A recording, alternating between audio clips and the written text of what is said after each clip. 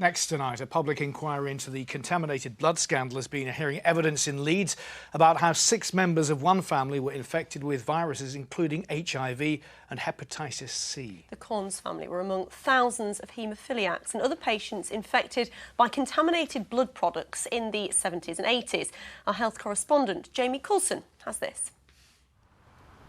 John Corns has seen his family torn apart by a scandal dubbed the worst ever NHS treatment disaster.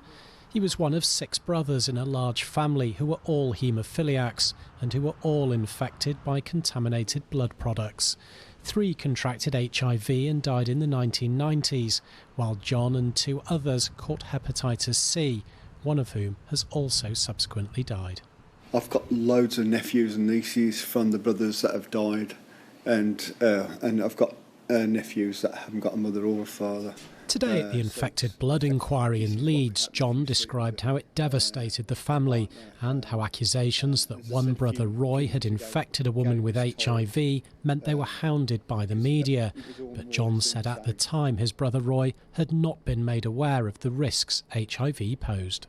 They came down on the family, not just to Roy, but to my mum's house, to the rest of my brother's houses, to my house, and they ripped the family apart mentally.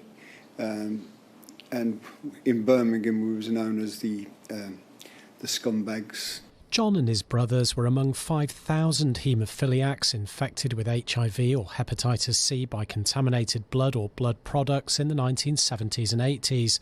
It came from a clotting agent called Factor VIII, which was made from pooling human blood plasma.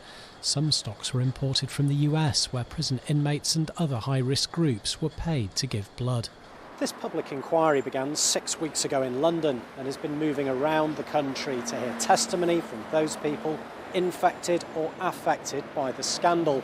Not only will the inquiry seek to find out exactly what happened, but whether there was a cover-up.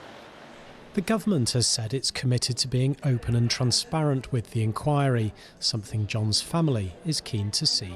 Hopefully the government have learned from the mistakes. Like life, you learn from your mistakes and you move forward.